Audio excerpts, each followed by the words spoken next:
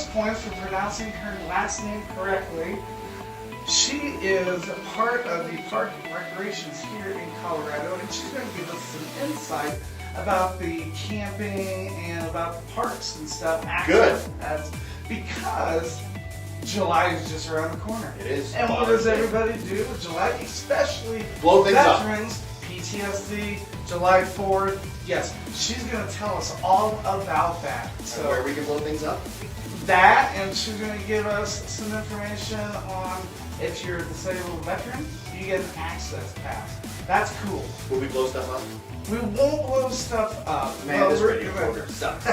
But we're gonna tell you about all the stuff that you guys are your benefits, okay?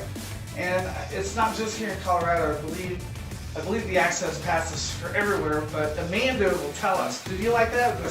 New Kids on the Block rave kind of thing, you know? Okay? All right, so that's what our interview of the week is, Rob. What do you got for us? So for the What the Moment, we're going to talk about Circus Freak series, including Josephine Myrtle Corbin. This was one of the best articles I've read in a long time. This is going to be insane. I love this. We had the idea. It was inspired by a foot full of teeth on Facebook. One of the worst pictures I've ever seen in my life. Right, and we're going to share that picture. But the thing about it is, if you've ever seen that movie with Hugh Grant, The Circus, you know what I'm talking about? I don't, but I'm interested. Okay, well, check this out. Veterans love circus freaks. It's a true story. But tonight, we're talking about Josephine Myrtle Corbin. She was the four-legged woman. Yes, that's not fake. It's not fake news. True story, 4 legs, and she's got an awesome backstory. I read it right off of Wikipedia, watched some videos, so I'm pretty excited about that. Wikipedia, there's your source. And then, next thing that we got going on is, I should have had you do this, Rob, but the ugly truth. Rob, what's that about?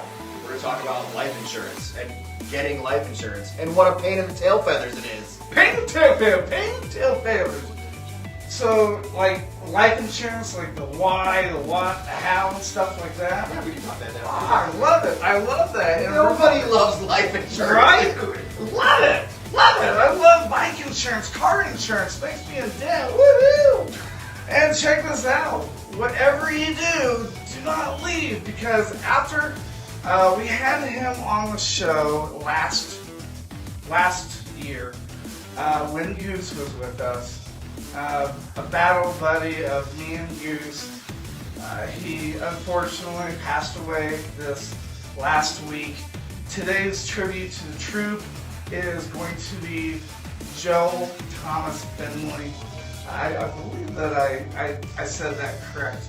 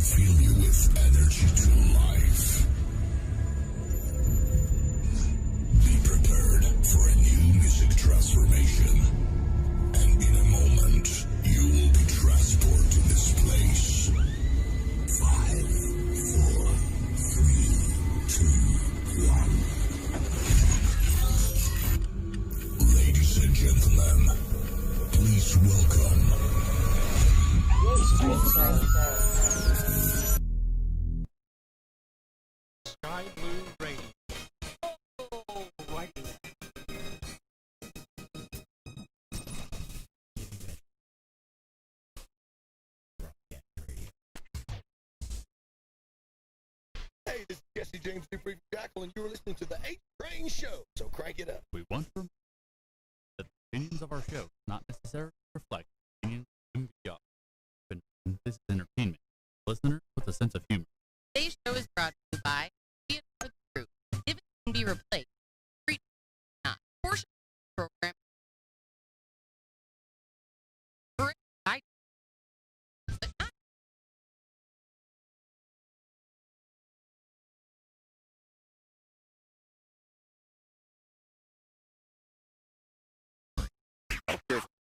As a brain freak. He is funny. We're definitely one of those that serve. Test. 1, 2.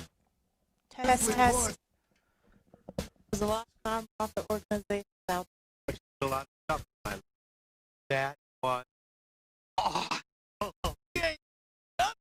This thing comes through.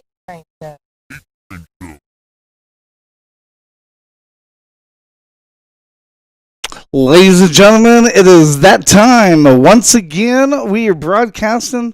Let me lower us down a little bit. You can't. And lower us. I know, turn that up. We turn cannot be that up. lowered. Ladies and gentlemen, once again, we are broadcasting from the Belmore area here in colorful Colorado, here at the Colorado Media School. And in studio, of course, is my main man, my balded duo, Rob. That's why he wears a hat. Yes. And ladies and gentlemen, we just want to remind you that it is another episode of the HTrain show. Where here it is our only mission to show veterans and our men and women in uniform all over the world that there are more programs out there beyond the VA. My name's HTrain. And I'm Rob. Thanks for riding with us, everybody. All right, perfect. And it's a you're already getting calls. We screwing up already? No, not yet. No. That's my sisters texting me. So I could be listening. I'm not sure. They're just being obnoxious. That's what sisters do, isn't it? Ah, okay. All right. Yeah, maybe. Well, ladies and gentlemen, I don't know if you caught when we were doing the whole streaming thing. We did something different. Instead of us coming on the air doing the itinerary, we figured, well, while it's streaming and doing the intro and everything like that, you would be able, I'm not sure what's going on today. My new kids on blah, blah, blah kind of thing. H had a lot of Red Bull today, yeah. folks. But we figured, hey, why take the show time and do the itinerary when you could just do the itinerary on the website? It's something brand new. We just started doing it. Like 15 minutes ago. Yes. And but I tell you what, I am psyched for this show. I am too. I am psyched for the show. Biggest thing is, okay. So we'll get more in depth in it. But a friend of mine posted something like really gross on Facebook. Very gross. And I don't know if it was I like true. gross. I'm an Army medic. I like gross. Right. And I don't know if it was a true picture or if it was Photoshopped. I'm going to go with Photoshop. Okay. Just the thought that someone put that together is gross. But I will tell you this. Like my English bulldog, I think he has that. Like he has, it's crazy when you look at the roof of his mouth. He has teeth all in there, man. I don't know if that's normal for English bulldogs. I mean, English people, yes, but we're not talking about English people. We're talking about English bulldog, yeah. So I don't know. How many dogs do you have? I have 3. I have a dachshund. I have a dachshund. What's a dachshund? A dachshund is kind of like a hot dog. Oh, like a sausage dog. Yeah. It's a wiener dog. I got one of those. I got an English bulldog, and of course, we got everybody's favorite, which is Barrett. Barrett. He was very popular this weekend. Yes, he was. In fact, that's what I was getting ready to tell everybody. So, look, the greatest thing about marriage, and I don't know if I should say this, because my wife, I'm sure, is probably listening. Mine is she's, not, so she's stay away. she's starting to listen, but marriage is for those to use as an excuse to get out of stuff. Okay, sometimes. Uh-oh. All right. Are you about to confess? I am about to confess. Dude, yes. you're a bigger man than me. You wouldn't be catching me confessing like this live on the radio. Well, my wife's like, "Hey, we're gonna clean. We're gonna clean." And I'm like, "Whoa, wait a minute, hold up." But I wasn't lying. We did have a remote. We did. We did. We did a remote at Grand Prix, and it set us up for next July. Yep. Not So- next July. This coming July. Yeah, this coming July. So I think it's going to be great. It's going to be super. But I told Rob, I'm like, yeah, man, I use this as an excuse to get out of doing housework. I told her I had to do a remote. She got like, kind of thing, and went on. But hey, look. All that did for me was push my chores to Sunday. I was working Friday and Saturday. All that did was take all the chores that I had to get done and push them to Sunday.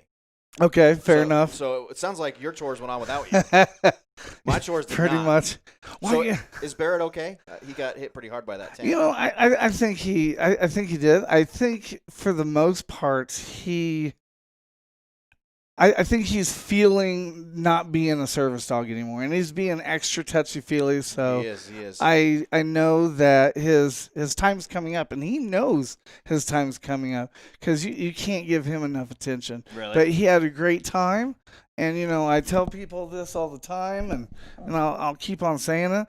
I should have got the dog before I got married. Did you see how many girls was petting him and stuff? I'm Young like, wow. Ladies do like the dogs, especially Yes. dogs like Barrett who are super cool. Oh yeah, Barrett is awesome. He's the best service dog out there, He is. hands down.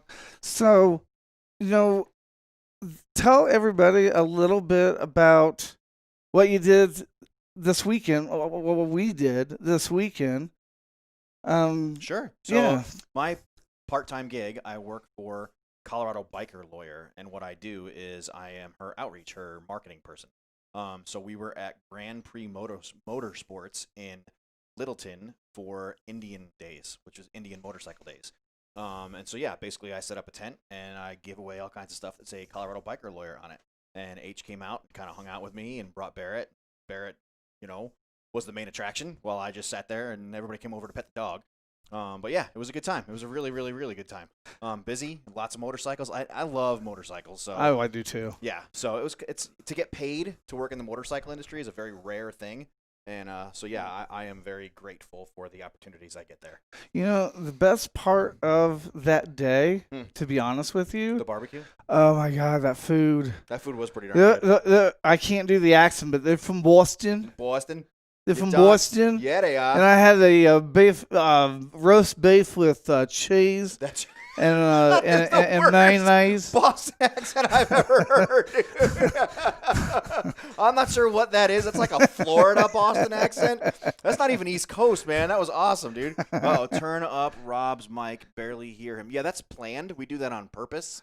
I don't know. Thank you for the text message, by the way. But yeah, that's an intentional thing. Well, okay. She's not saying anything to me. Maybe I should take a maybe I should take a note. A note? Take a A note. note. Have someone take a note. Write this down. She's like, have Rob talking. You just shut up, Joel. HTrain.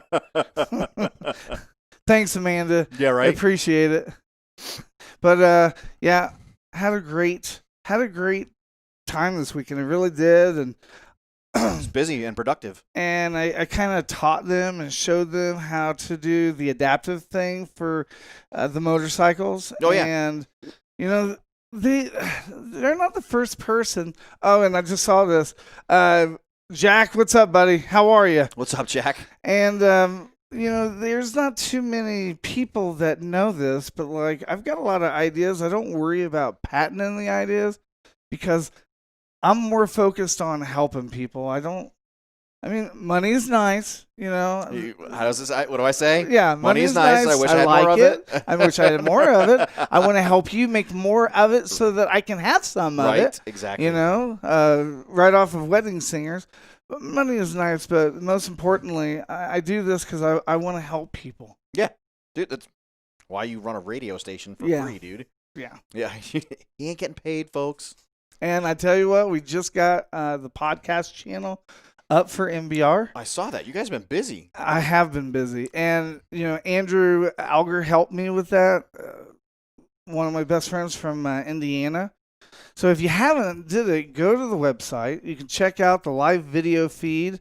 You can watch the show and stuff. Okay, and on top of that, you can see some of these shows. You've got Revive with Rose. You've got The Vault. You got the 80s rock show. You've got What's Max that other Waite. guy? Max Waite. Yeah. Hey, how's he doing in the poll, by the way? I haven't looked. But I do know that he was kicking your Look, butt. folks, if you're listening right now, go on my social media, vote for the HTrain show, because I'm behind a little. I'm catching up, though, Max. I'm catching up to you. Don't you He's worry. like at I got 2,000. He's not at 2,000. I thought he was at like 2,000. Whatever. But I'm catching up to him. That's the important part. And yeah, because I'm wanting to win that signed Peyton. There's a whole bunch of other stuff that goes with it. Yeah. But there's one thing I need/want, and that is that signed Peyton Manning football. Yeah, it's going to be nice. By far my favorite football player. And then the winner of it is going to be invited to, well, I guess I shouldn't say for sure going to be invited, because I'm waiting on Stokes to tell me if they're still doing it. They're having a football season, but I don't know if they're going to do the Dove Valley training camp thing. So if they have the Dove Valley training camp, then whoever wins this contest, they will be invited to that Dove Valley where they will meet the whole team on the practice field. You're the only team in football, the Denver Broncos. Yes. So let me set the stage here. Why this is such a big deal for me. Okay. So That's good, because I'm sitting here scrolling. I'm sitting here trying to find the vote thing. My wife, one of her all-time favorite, what she wants. Hang on. Yeah, you're way behind. No, dude. I'm not. He's got 1,200 votes. I have 247. I just need 1,000 votes to catch up. Folks, spread the link around. Tell your friends. Tell your mama. Tell your mama's friend. Do what you got to do. But the HTrain show needs to win this. Max, I'm coming for you, brother. I am absolutely coming for you. I want that football. So my wife's, like, you know how, like, they have the whole Make-A-Wish thing? Like, if a kid is dying from some horrific disease or something like that, you can go put in for Make-A-Wish, and they can, like, go be a police officer, go be a firefighter or something like that. Right. My wife and I, we've had these discussions, hey, if you had the Make-A-Wish Foundation, what would it be? My wife's thing, she loves the Mannings. Like Eli, Archie the dad, Peyton. She thinks the commercials are hysterical. All those commercials they made. Right. And she's right. They are. They're really funny. And she's like, can you imagine having a family, what their family barbecues are like? She's like, that's got to be hysterical. It's got to be like laughing constantly. And I'm down. I get it. So I want that football. I want to get that Peyton Manning football. If I could meet the guy, I mean, that's a whole different thing. But I really need that football. Max, I'm coming for you, man. Oh, that's funny. You're not walking away with a Peyton Manning football. You're probably not even a Broncos fan. You know what? I think the most important thing to him, last time I talked to him, I think the most important thing to him. I'm getting text messages. Yeah, I see that. I think the most important thing, though, to be honest with you, for him is to be able to meet the crew, come here, tour the school, see a couple of things. Look, Max, I'll come to you. We can meet up anytime you want. You ain't got to win the football. I will come to you. You say the word. We'll even go to IHOP together, dude. You can even order the double stack of pancakes. Boysenberry, Boysenberry. They have Boysenberry. You say what? You don't like IHOP? You want to go to Denny's? Moon's over my hammy, baby. They're on me. Best sandwich ever made. Everybody loves the moons over my hammy. I like that you're changing our background. What are you doing? I was looking to see if I could find a better backdrop kind of thing. Gotta find there we go. That's a little bit. You gotta put us in the middle of a highway one day. Well, I certainly could, but you know what that reminds me? Tron. Oh no, Max Headroom. Oh yeah, I remember Max Headroom.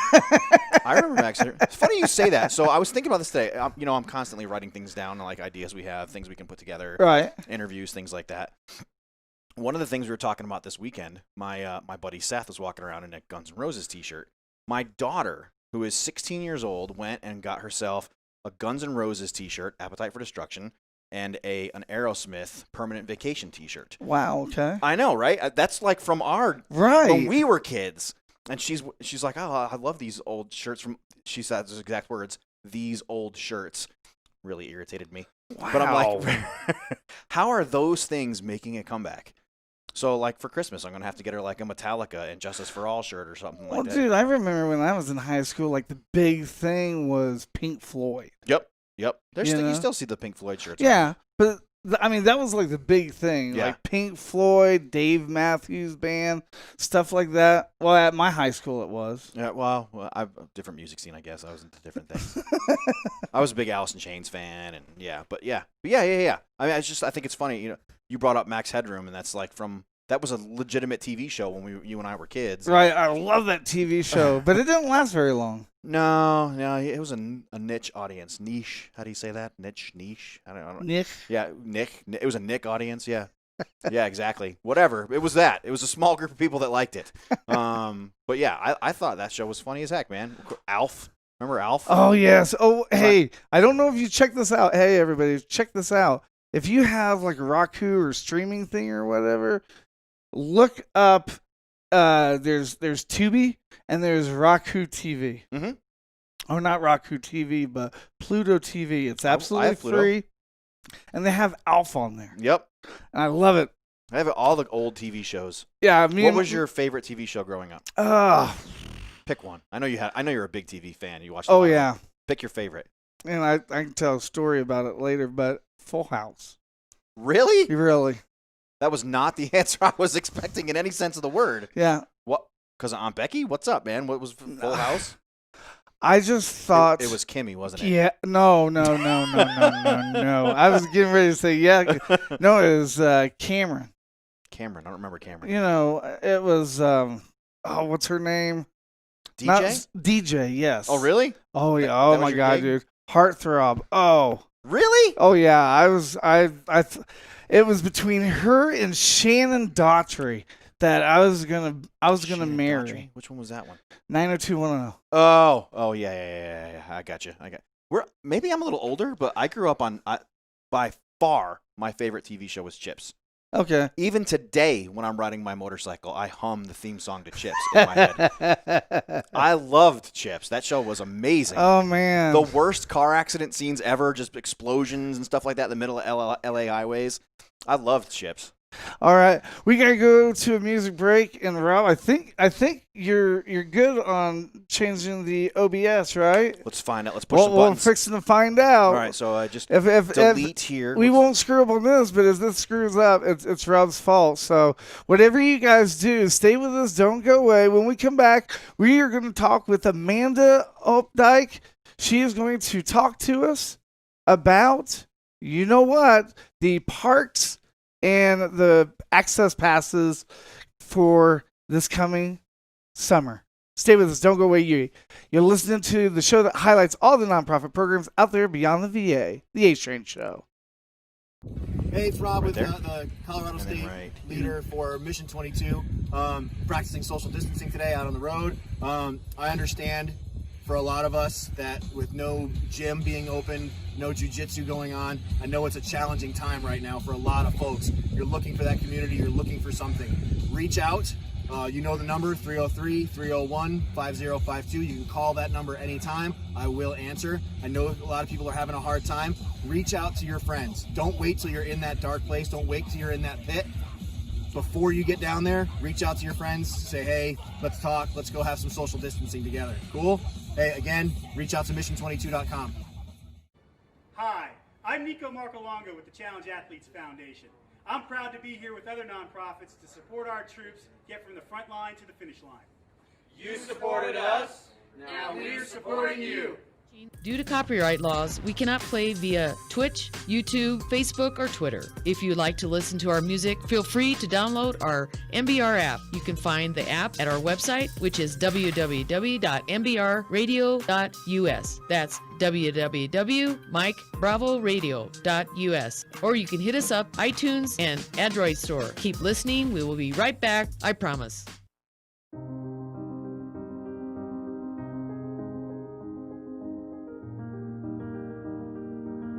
just a few minutes, we will begin adding these artifacts to the molten bronze as we cast an historic bell, the Honor Bell. The inspiration for the Honor Bell was about 3 years ago. I attended a funeral for a World War II veteran, and at the conclusion of the ceremony, there were no military honors given. And so I thought, there's got to be a better way to honor our service members, and certainly our veterans from the greatest generation. We had the concept of putting artifacts from military veterans in the actual bell. We invited the Honor Bell Foundation from Denver, Colorado to come and watch us cast the first Honor Bell. Each state line we stopped, we did a dignified transfer of these artifacts from one motorcycle group to the next, until we've gotten all the way here to Cincinnati and the Verdun Foundry, where we did one final dignified transfer. It was a long journey, but it gave emphasis more to what we were doing and showing that the nation actually appreciated what we were doing. I donated 2 of my husband's artifacts to the bell, his belt buckle from the Coast Guard and his dog tag from the Coast Guard. I just felt that the Coast Guard with the insignia on it was something that was really special. We have artifacts from each major war since World War II. The metal was so hot that it basically just melted those artifacts into the molten metal so that it makes those metals actually a part of the bell. Working with the Verdun Company has just been an incredible experience for us. They've been working as partners with us all along the way, and without them, we would never have the success that we have now for the first Honor Bell. It's neat to be able to partner with the Honor Bell Foundation that has this mission to bring one of these bells to every national cemetery. The Honor Bell Foundation, in partnership with Cincinnati's own Verdun Company, has forged the 1,000-pound bronze bell you see in left center field. After the pregame festivities, the Honor Bell will be escorted by the Patriot Guard Riders and Cincinnati Police, who will lead the bell away from the ballpark and begin the 1,192-mile journey to the bell's permanent home at Fort Logan National Cemetery in Denver.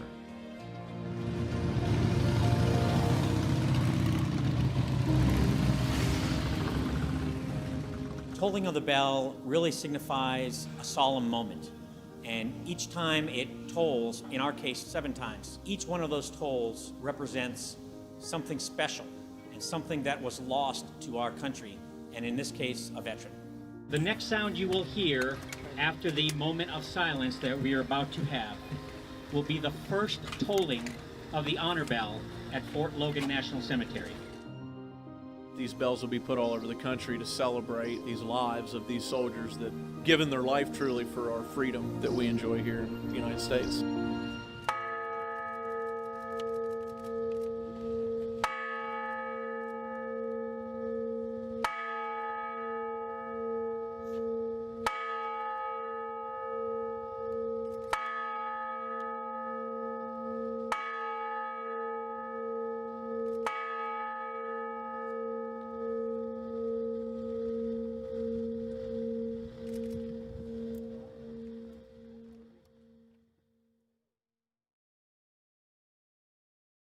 Due to copyright laws, we cannot play via Twitch, YouTube, Facebook, or Twitter. If you'd like to listen to our music, feel free to download our MBR app. You can find the app at our website, which is www.mbrradio.us. That's www.MikeBravoRadio.us. Or you can hit us up, iTunes, and Android store. Keep listening. We will be right back. I promise.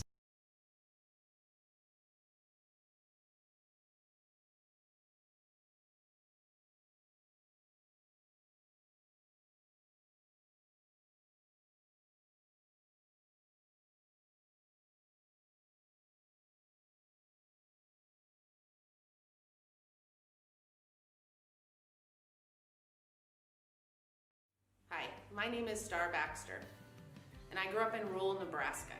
When I was 19, I joined the United States Marine Corps and served as a military police officer from 1997 to 2005. Yes, I deployed to Kuwait and Iraq, and I saw firsthand, like many others, the toils of true hate that comes with war. I often just shook my head in disbelief, unable to comprehend what was happening to me mentally. When I came home, my mom came to visit me and insisted that I had changed and was different. Honestly, that just pissed me off more. But as time passed, I realized I had changed. The biggest realization came in March of 2005, when I took my then 5-year-old daughter to Disneyland for her birthday. We got our tickets at the gate and then entered the park. Main Street was packed. We made it about 100 feet into the park, and already 5 people had pushed or shoulder bumped us. I felt my blood pressure rising and wanted everyone to just back away. When I felt a squeeze of my hand and I looked down, my daughter looked up at me with a smile and said, "Mom, are you okay? Let's just go to the beach."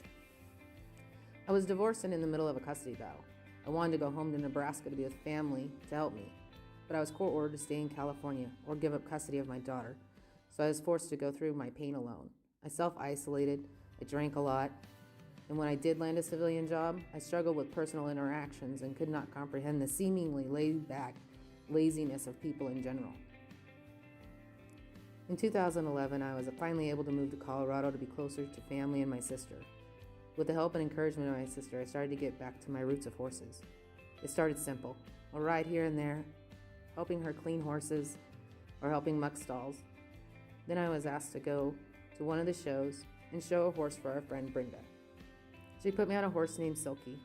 Silky was patient and kind and guided me through that show. The following year, I married my now husband, Wade Davis, and we purchased 10 acres. I purchased a horse and started working with her to get back to showing myself. I discovered that with horses, I was able to go to events and be around groups of people. Being on top of a horse, no one would crowd around near you, and if someone did get too close for comfort, I'd just lie to them and say my horse kicks. They move really quick when you say that. Also, I was able to focus on my horse and not myself and my own anxieties about being around people. Slowly over the last 5 years, people have asked for my assistance and guidance to help them and their horses. I learned that I really enjoy helping those who want help and coaching. I push others to work hard and to be the best that they can be. My coaching is focused on the sport of extreme trail riding or obstacle challenges, and I often joke that it's called stupid human tricks with horses, but in reality it's a sport in which a very high level of trust and partnership needs to be in place in order to be competitive. A rider must trust that their horse will take care of them, and a horse needs to trust that the rider will not put them in a bad situation. It truly is about overcoming obstacles in life and in the arena. Photography was always a little hobby of mine. Taking pictures, I could essentially hide behind the camera and did not have to socialize with anyone. In 2018, at an obstacle challenge, I was just randomly taking pictures, and I posted a few on Facebook. Those pictures got noticed, and with the help and encouragement of a few close friends, I agreed to take official pictures at an event, and to my disbelief, people actually paid me money for them. In the last 2 years, I have launched a website to advertise and promote my photography and offer horsemanship coaching. My goal and hope is that through my passions, horses, photography, and coaching, I can help others so they do not have to struggle alone like I did.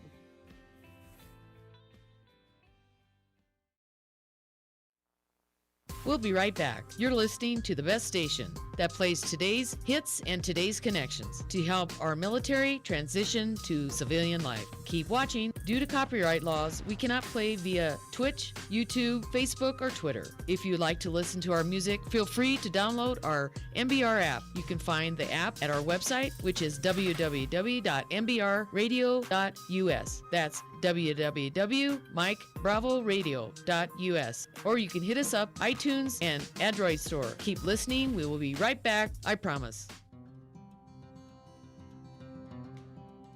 7 months ago was the first laser engraving I did. Didn't know what I wanted to do as far as my art. I used to hand carve, custom carve all the time. I was so excited. I opened it up, I plugged it all in, and I go, how do I get a picture onto something from this now? Wood is really unique in what it offers. It offers different characteristics, and I love the smell of it. I love the feel of it. Wood is just gorgeous. My friends look at it, they've always known that I've had an artistic side and that I really enjoy art. I enjoy doing different things. Wood has a story to tell, just like anybody's life. When I'm driving down the road, if I see an old cedar tree that's dead, I try to grab it. People have a lot of memories in photographs. They have a lot of things that tell a lot about their life, people that are in their life currently, people that aren't in their life any longer. I always worked with art. I always built tables.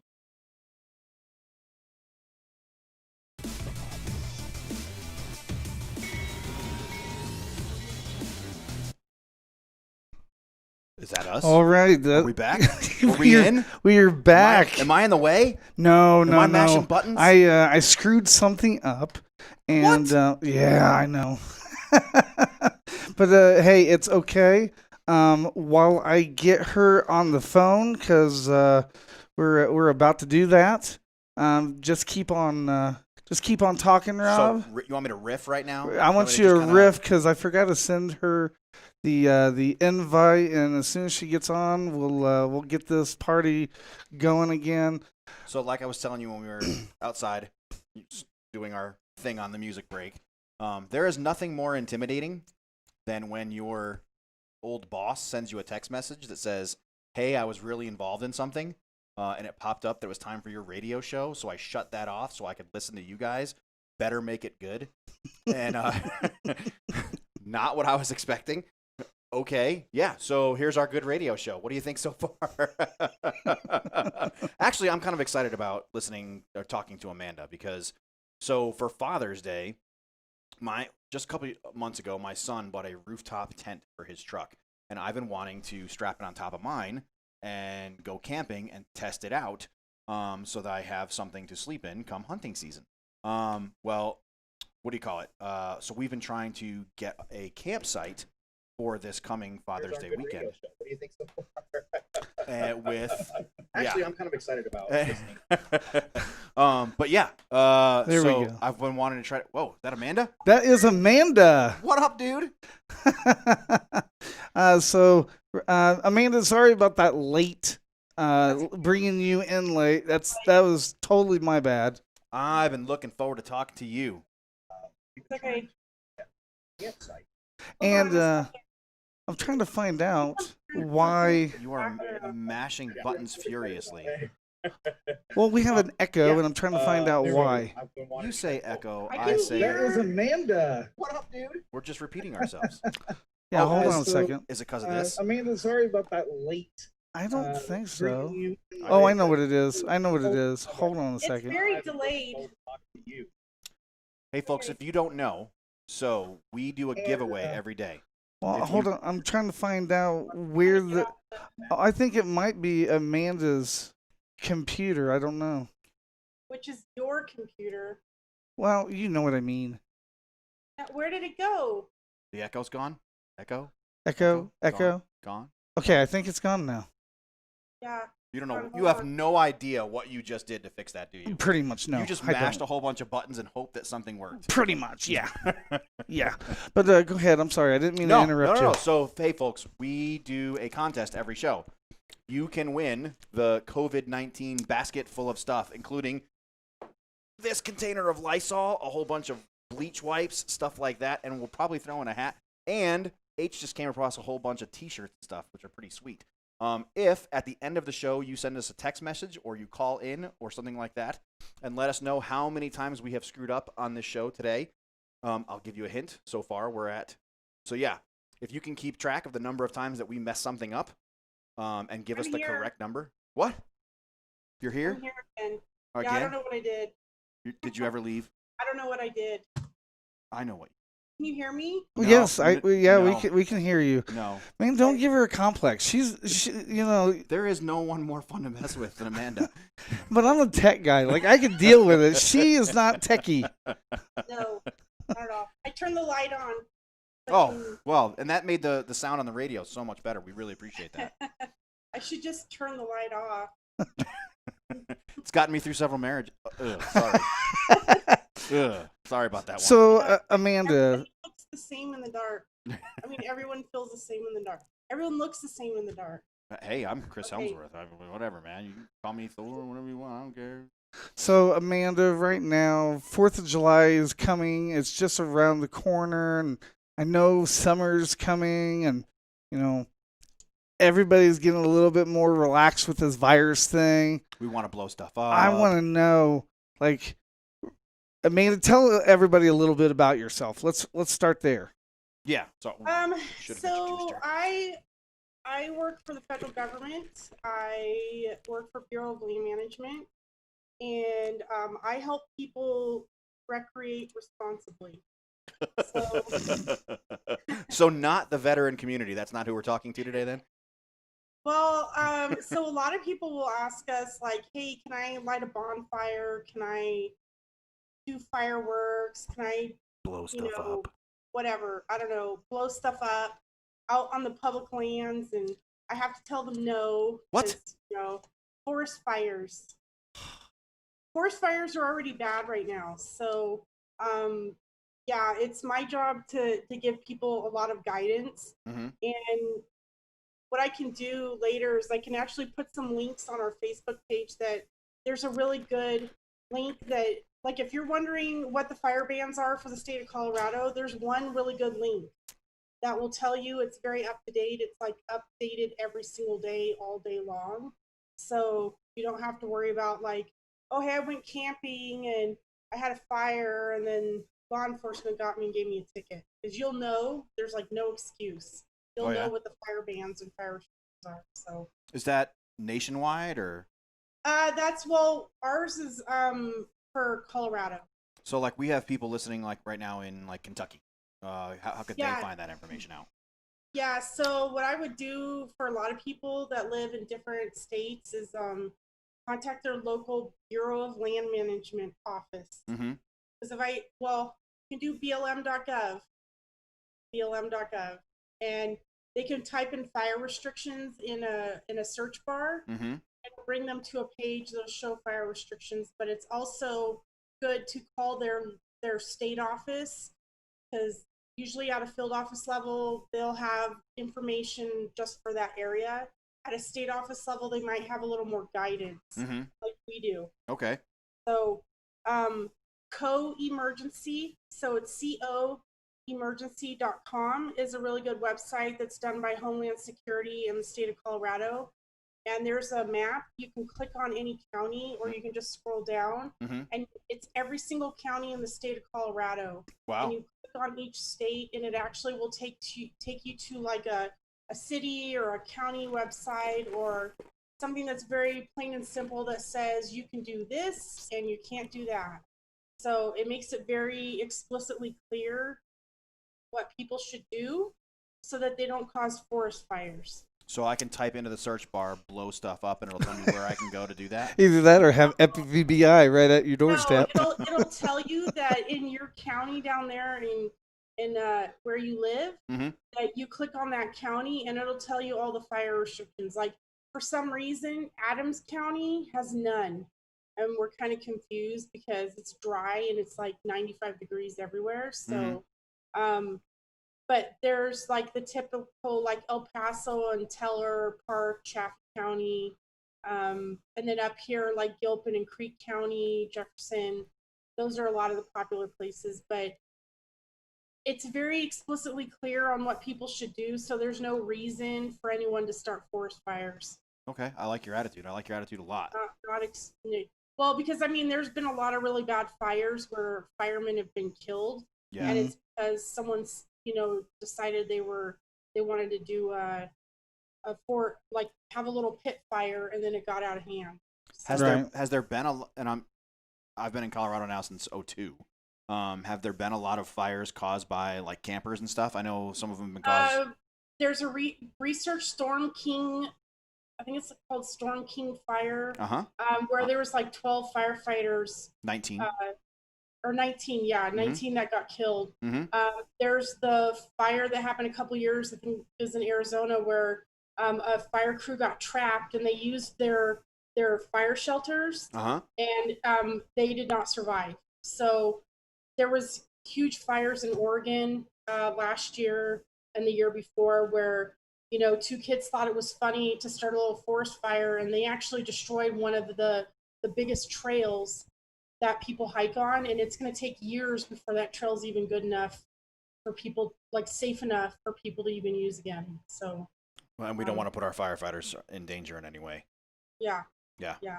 I mean, we need to keep people employed, but they have plenty to do without going on horrible fires. Do you know if there are any fires burning at this time, like forest fires that would stop people from going out to the woods right now? There's one in Durango that I know of that they've told us about.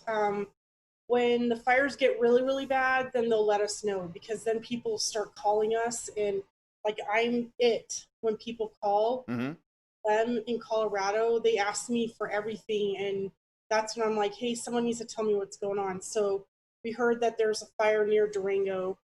Other than that, I don't know of any other ones. I think they're kind of smaller fires, but I'm going to find out tomorrow, because it's been like over 90 degrees. So, and the fires can just start over nothing too. Yeah. And those winds we had last week, those were amazing. Yes. Yeah. We had a crew at our house trying to build a fence for us, and they could not build the fence because the wind kept blowing it over. Yeah. Try and build something, and everything flaps away and that sort of. So yeah, all it takes is a little ember, and yeah, you got a forest fire going on. So, Amanda, I got a question. There's a lot of veterans and people that are watching this that I bet you anything that they don't know about this. But if you are a disabled vet, or even a vet with any kind of percentage, can you talk to us about the access pass that basically makes a campsite 50%? Because there's not a lot of people that know that benefit is there for us. I didn't until you just brought it up. Yeah, I can't see Rob's face, but so lucky you. So there, a lot of veterans do not know this, but like usually once a year, the VA will blast this email out to everyone that has an email to tell them, go get your free park pass from the federal government. And so what it is it's called the Access Pass, and veterans that are disabled, they have a rating, they are entitled to this free park pass. What they have to do is they have to either bring in their service-connected ID card, it has to say service-connected on it, or the letter from eBenefits showing that they're receiving, it's a rating. It shows a rating. So they bring that to the Bureau of Land Management office, or they can go to Rocky Mountain Arsenal if that's closer to them. Those are the two choices right now, because usually REI and a bunch of other places have park passes, but they sometimes don't deal with the access pass. So veterans can come to us, they bring us that letter or their ID card and their driver's license. We issue them a pass. We don't keep their paperwork. We don't keep their name in our log because it's it's a privacy thing.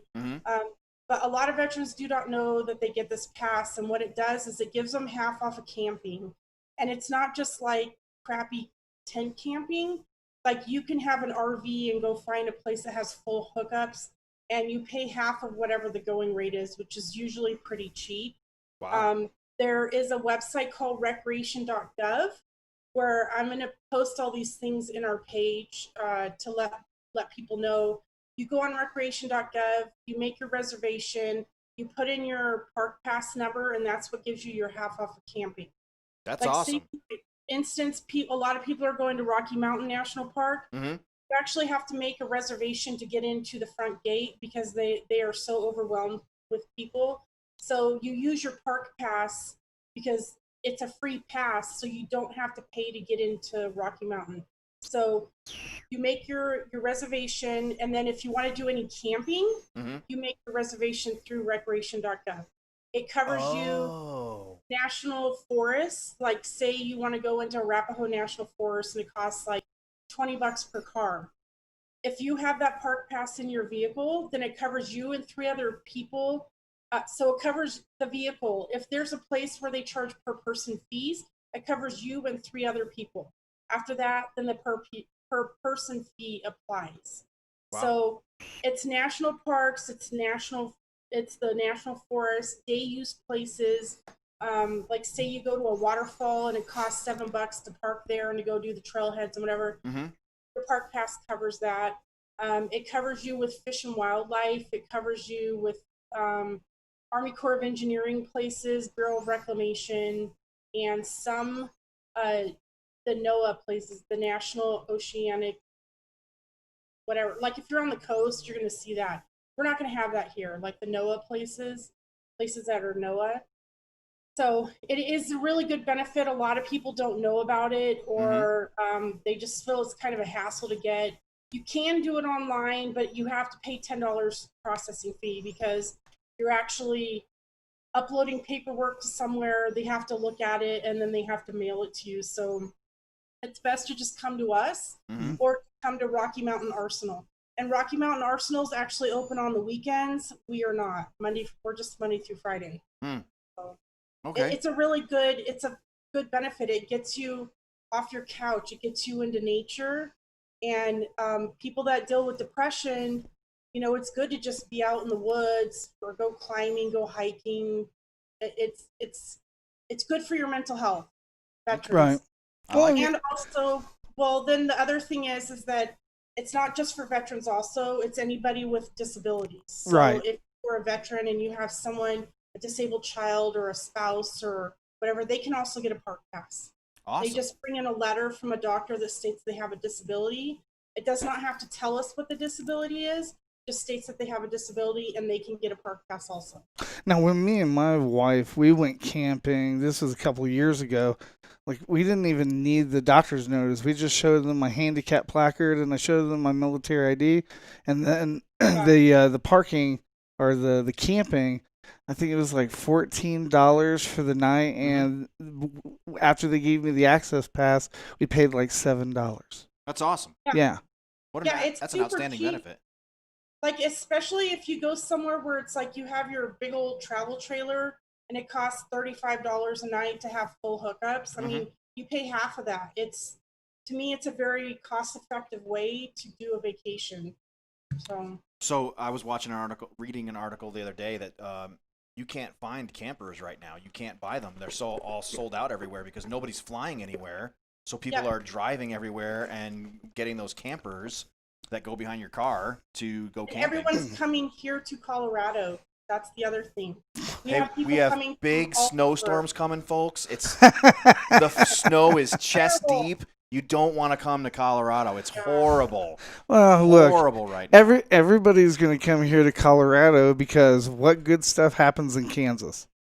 Wind. Terrible. So here's the thing: is if you actually look at a map. Sorry to our Kansas listeners right now. There's camping. You can go into a national forest. Well, the national forest has been a little tighter with letting their recreation areas open and their gates and everything open. BLM, you can do dispersed camping. That's the other thing is Bureau of Land Management has dispersed camping where you can go and just find just BLM land or National Forest Service land, and you can just pitch your tent 20 feet off the road, and you can camp 14 days. Yeah. Really? Yeah. That's awesome. I had no idea. Yeah, I'm going to be putting a lot of information on our website, on our podcast website, because I don't think anybody, I think a lot of people in the veteran community do not know this, because there's also that whole thing of, sometimes people have a hard time going out in public, or they have a hard time going into designated recreation campsites, because you'll have places that'll have 100 sites. Like, can you imagine 100 sites with 4 or 5 people in every single site, and their travel trailer and their and their animals and all their crap they bring with them? Now, Amanda, I'm just going to ask you one more. We're running out of time. I'm just going to ask you one more question until we hit the time to shine. Right now, as it stands, because of all this COVID crap that's going on, right now, as it stands, are you guys doing the camping, or are they still down? So the recreation sites are not open yet. Trailheads are open. There's a few recreation areas that are open, but as far as like the full-blown recreational camping, we're hoping pretty soon, but we haven't had any word on it. Okay. All right. So everybody, if you're listening, Amanda Opdyke, she is part of the Park and Recreation here in Colorado.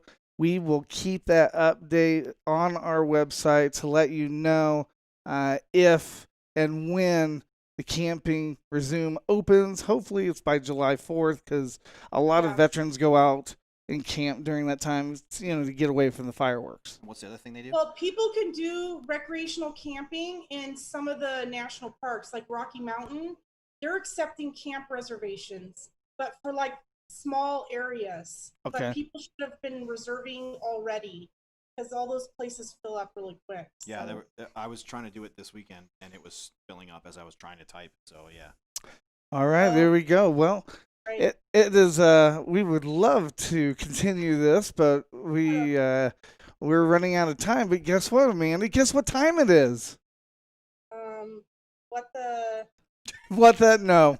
No, it's not that time, Amanda. She's our producer and she doesn't even know. Goodness. Come on, Amanda. It is your time to shine.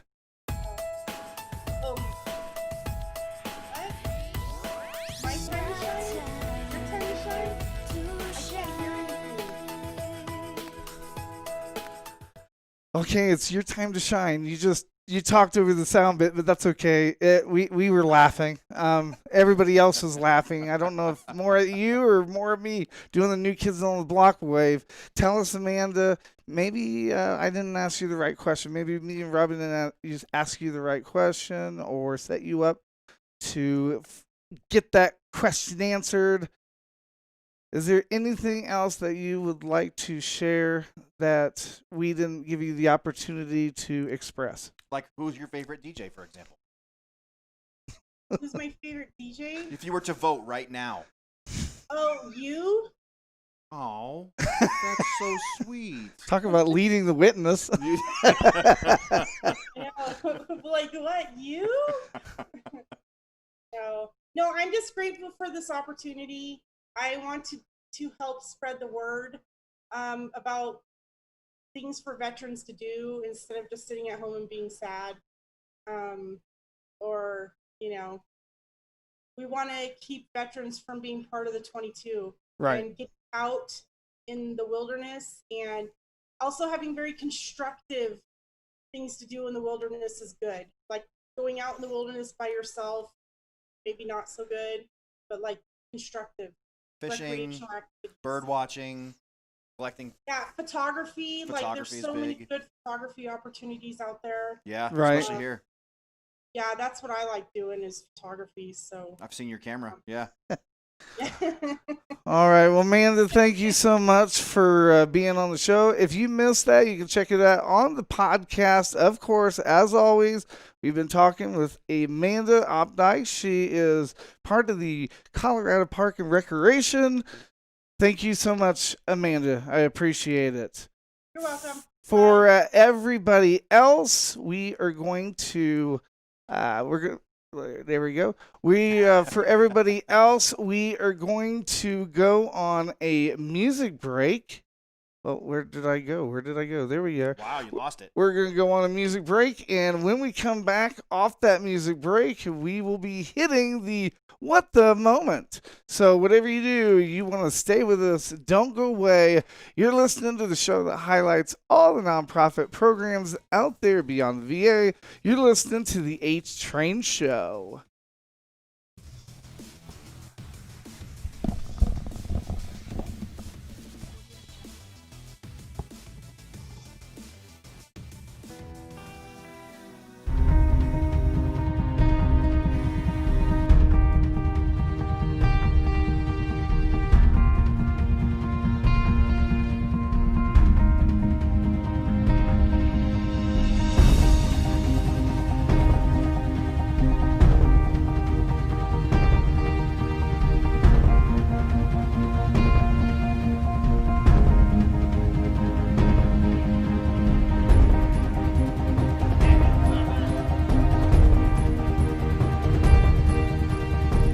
Tee It Up for the Troops is a national nonprofit organization who uses the game of golf to help veterans as they transition from the battlefield to the home front.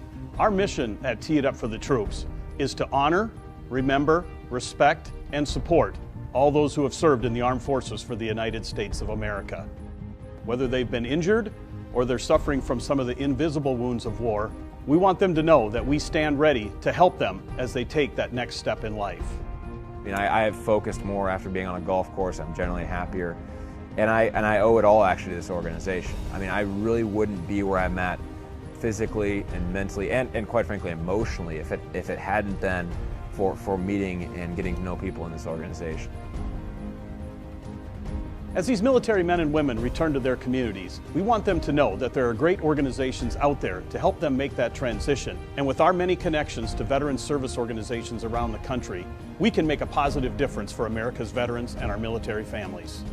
Teed Up for the Troops looks to support our veterans and military families through 6 key areas of support: suicide prevention, PTSD and traumatic brain injury treatments, employment and career pathing, sports and golf rehabilitation, housing and homelessness, and family and caregiver support. With your help and our many connections to veteran service organizations across the country, we can make a positive difference in the lives of these American veterans. Common Ground Golf Course looks like a postcard. The USGA thought so much of this championship layout, they made it the companion course for the 2012 U.S. Amateur.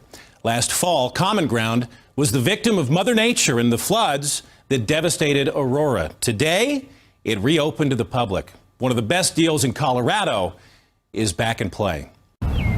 Just the fact that we're back out here and able to play the full course today is amazing. Dave Troyer has a bounce in his step.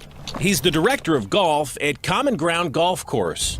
8.5 months ago, you needed a boat to navigate some of its fairways. For 3.5 weeks, we had 6 to 8 feet of water on half the golf course, and it was a devastating blow to everything that we built over the last 5 years here. September's floods gave new meaning to the term water hazard. Once it drained off, everything was dead. We had to go through the whole process of regrassing everything down there. You know, we resodded 5 greens, reseeded 6.5 fairways. In the golf business, that's tough to swing. Being closed, you know, the hard costs and the lost revenue over the time, it was over $1 million hit for us. Golfers were forced to make do on a modified 9-hole layout. But there's good news. The grass is finally greener on the other side. Going from water to brown, dead grass to what you see today in such a short time is amazing. Now that we're going to get some 80-degree weather, it'll just explode. And as you can see, it looks like it's in phenomenal condition already, so we're ready to go. The comeback is nearly complete. We're going to play winter rules on these for the first month, 6 weeks. We'll see what it takes. I would say it would be middle end of the summer before it matches the conditions of the rest of the course. Can't beat the tees and can't beat the greens, and you can always find a good lie in the fairway. One of Common Ground's missions is to give a championship experience at an affordable price. If you're a golfer, you need to check it out. Thank you to Dave, Andy, and Arthur for letting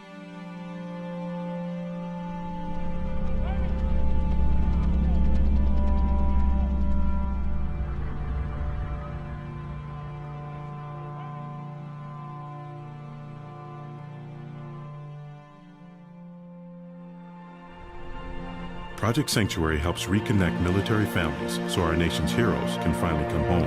Find out how you can help at projectsanctuary.us.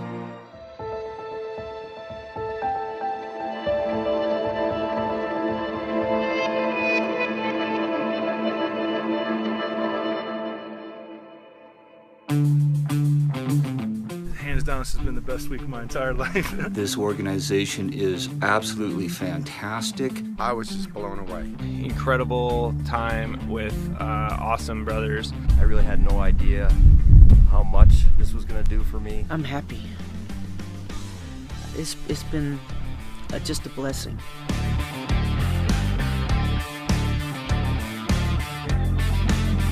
These last few days have been awesome, sharing my story and riding with people who still care. What a great opportunity to be here with your brothers and connect, talking to each other about shared experiences and getting able to sort of unload in a group of people that you're immediately comfortable with. Some of our problems are all very much the same. We're all in it together. This program has just an amazing value. It's really helped me look at myself as well as see others that are in the same situation that I've been in. I think I finally recognized my worth.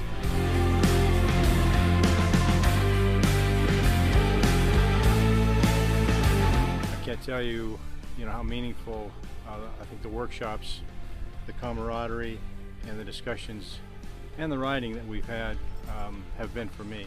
The bonding with the other guys has been just as good, if not better, than the riding. It's like we've almost all known each other for a long time. 11, incredible dudes from all parts of the country, with similar experiences, similar backgrounds, similar affinity for motorcycles. Learn more about each other and how to deal with the stresses of life. The depth of that relationship is absolutely amazing to me. These people now, they'll be brothers for the rest of my life.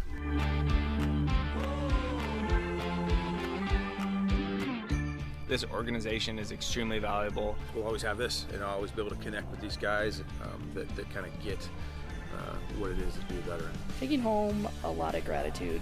One of the best weeks of my entire life. I thank everybody for participating. I just can't say thank you enough. I think you've saved a lot of lives.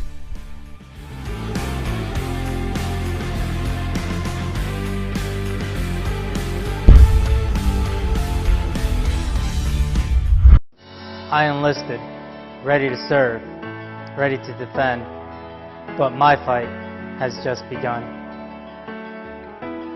Help this hero win his fight. Visit hopeforthewarriors.org My name is today. Kirk Bauer. I'm Executive Director of Disabled Sports USA. I was in the infantry, in the Delta region. It was an explosion. It flipped me over. I could tell I'd been hit bad.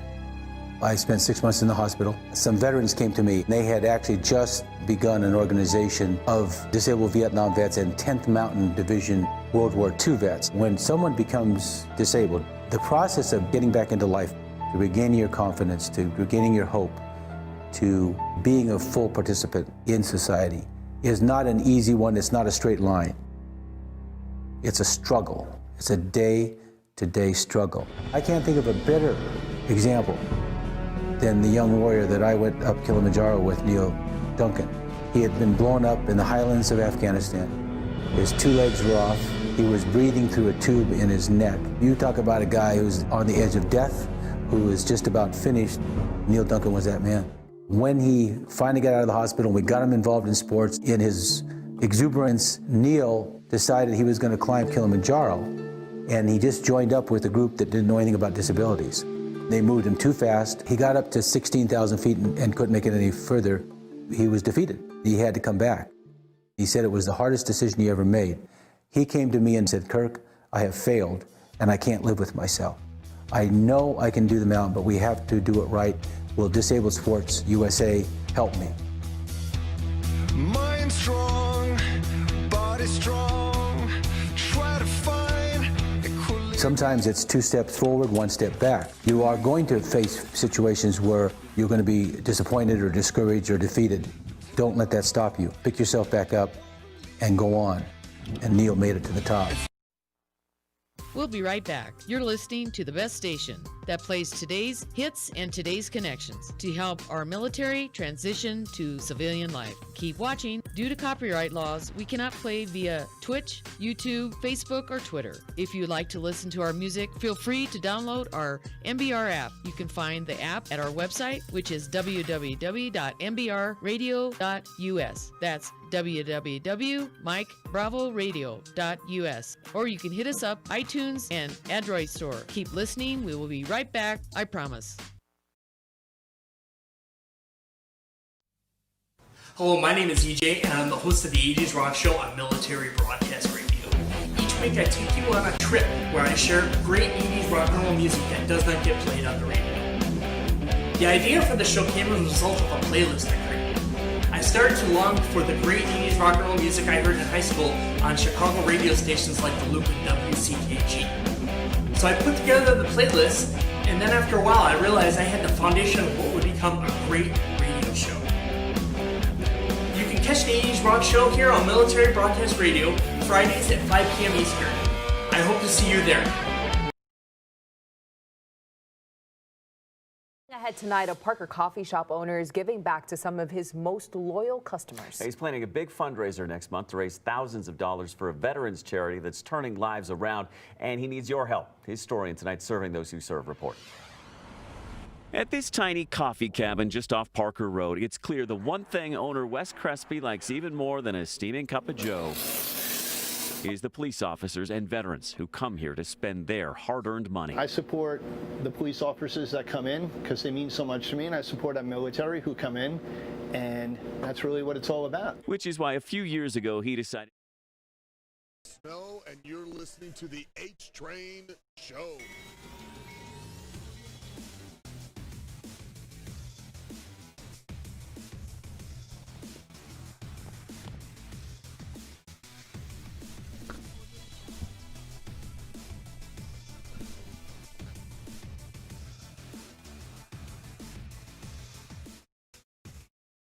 All right, and we are back. You're listening to the show that highlights all the nonprofit programs out there beyond the VA, while Rob is looking at me like I'm crazy. Just looking at him like crazy. Not anything else to do with anything. All right, I need you to answer some questions right about now.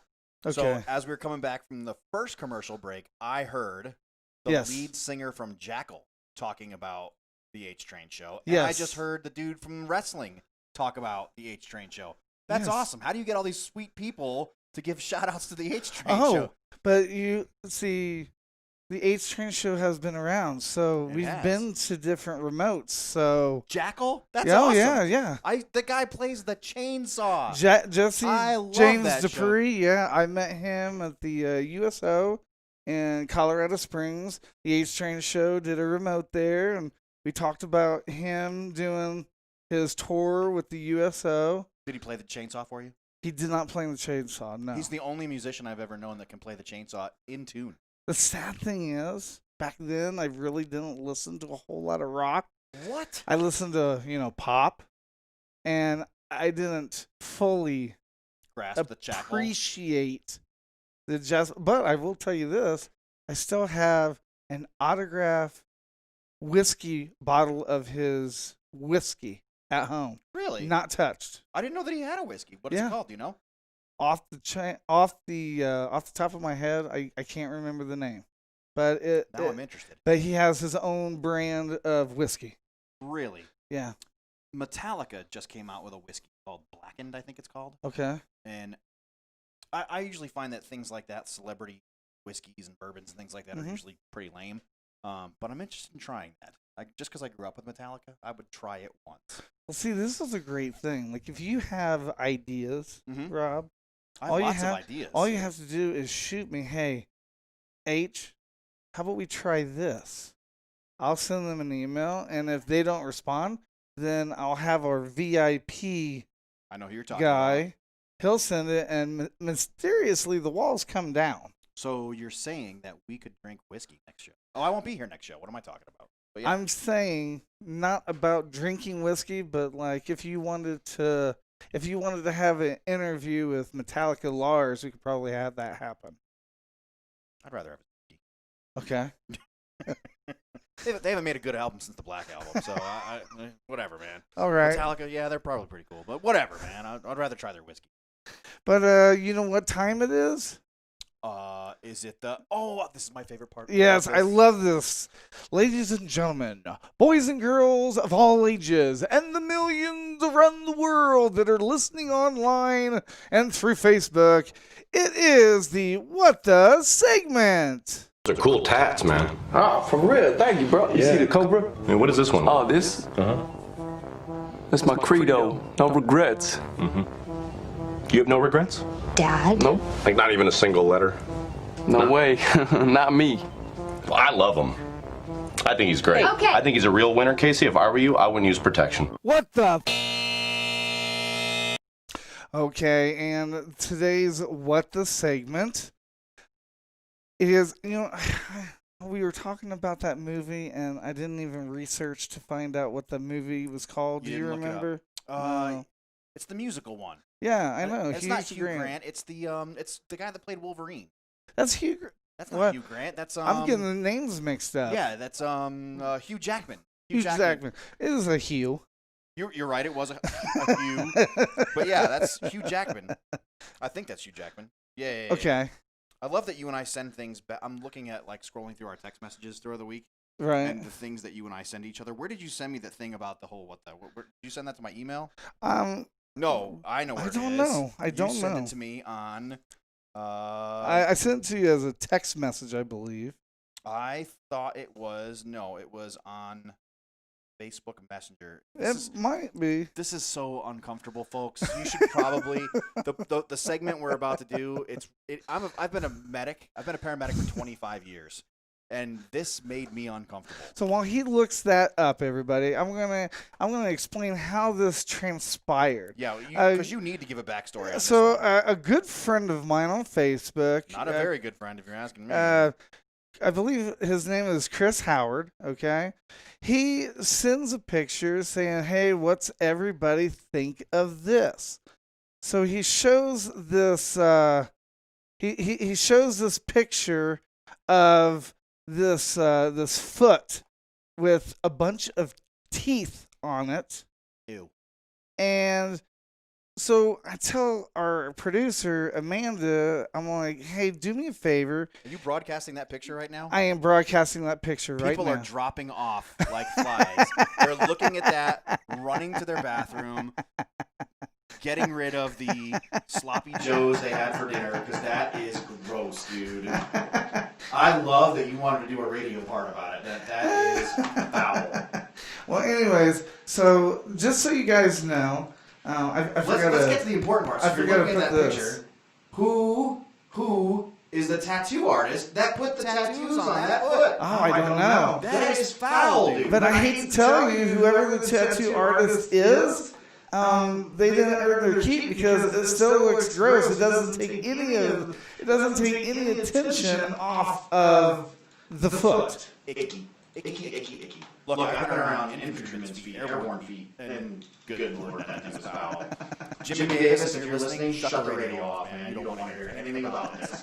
My buddy Jimmy, also a medic, loathes, detests feet. How can you be an Army medic and not be able to deal with feet? Because all you do most of your time, if you're not in and out motion and water, it's feet. You're dealing with your popping blisters and bandaging up feet and stuff. Right. And this dude, he would dry heave. So we had a sergeant major come into the aid station one time, and he's got a big old nasty ingrown toenail. And somehow Specialist Jimmy, this got tagged to be the guy to fix it, and he was dry heaving the whole time. When he was done, Sergeant Major gave him a coin. And he's like, I can't willingly accept this coin. That's too funny. Well, hey, look, check this out, okay? This is the thing. So, my friend Chris Howard, he sent this. We sent it to Amanda Opdyke. She was researching. All through the research, we did not find if this picture was photoshopped or not. But what we did find is what it's kind of called. But it's kind of exaggerated. But so I'm like, you know what? I think this would be neat. Let's do a What the segment series, if you will, of circus freaks. And the first person that came up is an amazing story. And I'm going to have Rob read it to you. Her name is Josephine Myrtle Corbin. And it's a true story of the first woman with 4 legs. And I will now give you the floor to talk about it, Rob, because you read better than I do. Instead of the floor, is okay if I use the microphone? Yeah, you can use the microphone. The radio show way more entertaining. My phone is buzzing already. People are like, ew, shut it off. All right, so Josephine Myrtle Corbin, born May 12, 1868, died May 6th. Well, that's weird. 1928. Born with Dipygus. Dipygus is a person who was born with 2 separate pelvises, side by side from the waist down. Josephine was a healthy baby born in a normal pregnancy, was reported to be a healthy nurser, and weighed 10 pounds at 3 weeks old. When she was 13 years old, she entered a sideshow for the 4-legged girl from Texas. That is what she is famous for. Many side acts copy her uniqueness. She lived a full and productive life. At 19 years old, Josephine met and married James Clinton Bicknell. How do you pick up a chick with 4 legs? How did that come? What kind of game does James Clinton have? I don't know. So, hey, I tell you what, anybody that's listening, because we've got a bunch of viewers right now, give us the best pickup line for a woman with 4 legs. I'd be interested in hearing that. Oh, a lot of echo. She says there's a lot of echo. So we'll just turn it down a little bit. It's not bad. big of a deal. Josephine passed away on May 6, 1928. Her family was so concerned about grave robbers. Oh, that's why there's an echo. That Okay. they encased her coffin in concrete and watched it dry. Before they interred her. Her family was offered money from collectors and medical people for her body to study. The family turned everyone down. Wow. And the pictures are absolutely amazing. 4 legs and 2 pelvises. So you were telling me a little bit about how, and that's the whole article right there. You were telling me that this woman was able to give birth? Yes. So if I remember correctly, nice job, James Bicknell. I'd like to know how you pulled that game off. Well, and I was telling everybody right now on Facebook, if you're watching, give us a good pickup line. If you see a girl with cannot hear Rob. Cannot hear Rob. Oh, how are you getting so lucky, Amanda, that you can't hear Rob? Whatever you're doing it great. There you go. She has to hear you now. You're on full blast. Take your earplugs out, Amanda. See if that helps. Okay, so check this out. I want one of our listeners to come up with a pickup line to get a girl with 4 legs. What would you say to her? The best pickup line that you can come up with that will make me and Rob laugh, you'll get an HTrain hat. We've got 3 of them, folks. Yeah. You got to make them laugh pretty hard. Right? So the history of this whole ordeal, Wikipedia, and what Amanda sent me as an email, and I'll look at it real quick again. There are 11 people looking at this. She had right like now. 5 kids, I believe. What? She had 5 kids. 2 came out of her right uterus, and 3 came out of her left uterus. And she said that she liked to. It was more comfortable having sex on her right uterus. What does your Google search history look like, dude? What exactly do you type into the search bar to come up with these things? So this is now, is this what That's what I was just reading That, off of. okay, that is what you was Same, reading. same. And then I also looked on YouTube. There you go, folks. Well, because I was trying to look at pictures of. I'm like thinking to myself, how in the world can this woman, walk? But I didn't get any pictures of that. I got a lot of pictures of a wheelchair. The fantastic thing is that she quit the circus, and then she had a regular life. And then when her kids were grown and went, to school and stuff, she came back to the circus, and she was so much of a sideshow that they poured concrete in her tomb. Her tomb, so that people wouldn't dig her up. Yep. I think that's amazing. That's nobody's gonna be digging me up. I tell you what, unless oddities, I wouldn't mind being a circus sideshow. I mean, look at me, I can pull it off. Well, the man with a 5 head. It's amazing, and like I will look it up. Oh, now we're getting wow. I will I will look it up next. I will look it up for the next show. Mm-hmm. But true story, there is a woman. It's called Mermaid. She was the first mermaid. Come on. Dude. No, I'm serious. I'm being serious. Did you watch Pirates of the Caribbean? No. Look, this is some serious stuff. She was the first mermaid. Her name is Shiloh. If you look it up, Wikipedia, the way she lived was like her parents were carried. Now the bad thing is she died when she was 10. Mm-hmm. And you know what? We'll continue this story and talk more about it next week, because I think this is an interesting topic that we go through all these little. Was Johnny Depp in this documentary? No. No, sure. I'm sure. On a ship called the Black Pearl. I'm sure. I'm deaf sure. Yes. Okay. All right. Yes. But oh my God, what? Dale, I am not reading that comment on air, but you have earned yourself a hat. What'd he say? Hold on. Oh no! Oh, stupid Siri. Don't read it out loud, dude. Just in case the FCC is listening. Dale Hlavacek, you have earned yourself a hat. I will drop it in the mail today. Oh my gosh! Tomorrow, I'll drop it. Tomorrow. In fact, what you need to do, Dale, we'll give you extra bonus points. Yeah, copy that comment and post it on our show page. That's what you need to do, because that's funny. So people would laugh at that. Can you imagine what it sounded like around her house when she was wearing a pair of flip-flops? Oh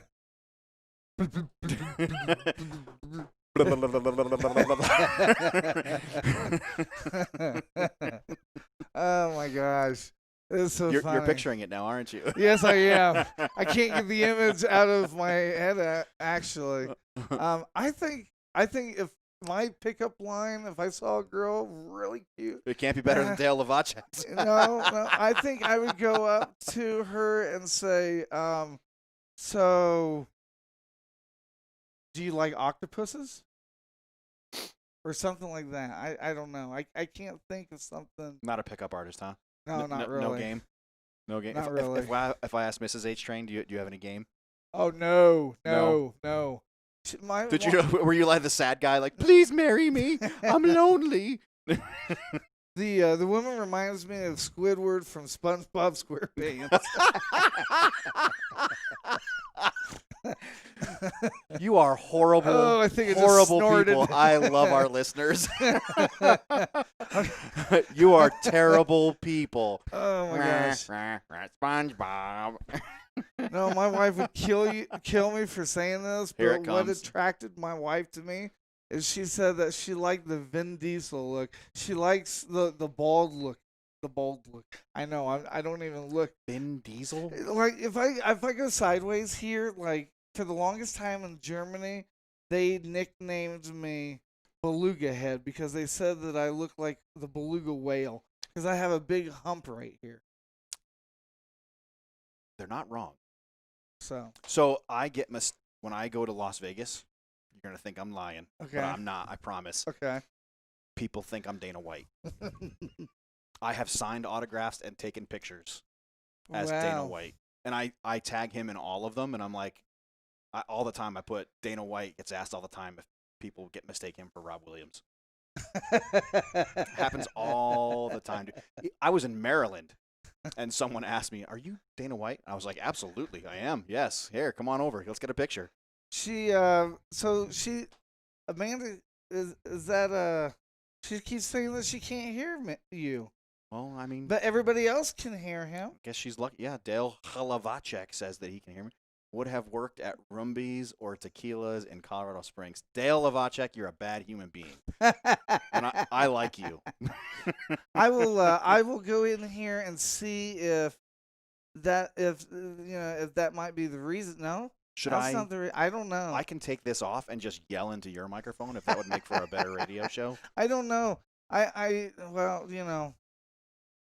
don't know. Amanda, we're trying, but everybody seems to be able to hear Rob it's just you. fine. Maybe it's your no speaker. Idea. You know what you have to do, Amanda? Put your head really close to the speaker. 3 screen. Ready? 1. No, 2. Don't do that. Don't do that. We have to see her again one day. So no, I'm not doing that. I'm not going to mess with her that bad. Oh man.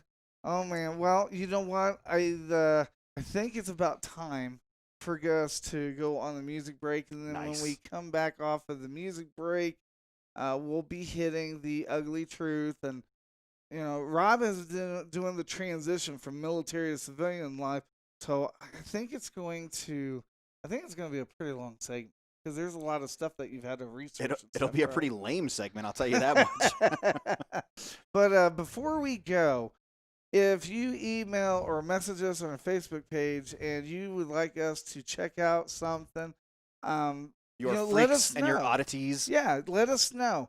Amanda, I know you're hearing us because you haven't said nothing to me, but hearing us, tell us, did we find out if that picture of the foot and the teeth, did we get confirmation if that was Shoto? If it's Shoto-fopped? I hope it's not Shoto-fopped. Can I get you another cocktail before the end of the show? I know, right? Right. Refill your drink for you? If everything's Shoto-fopped. Well, I'm sure Amanda heard the question. I'll wait until she answers it. The music tonight has been awesome. Thank you to Moon Moon. Nice job. Oh yeah, she's rocking the music selections. Most definitely. Well, everybody, we'll let you know when we come back on break because it is about that time. to hit hope the rhythm and the rhyme. Okay, anyways. So, ladies and gentlemen, we're going to – oh, here we go. Amanda's Colorado letting us Media know. School is going to toss us out. I probably. If you keep rapping. I have not been able to find if it is real. Okay, so she's still looking. If you know, message us. We'll give you guys a swag bag or something. But for everybody else, it is that time. We're going to go on a music break. And when we come off that music break, it's Rock's segment with Ugly Truth. Right? It is. Yeah. You're listening to the show that highlights all the nonprofit programs out there beyond the VA. You're listening to the HTrain Show.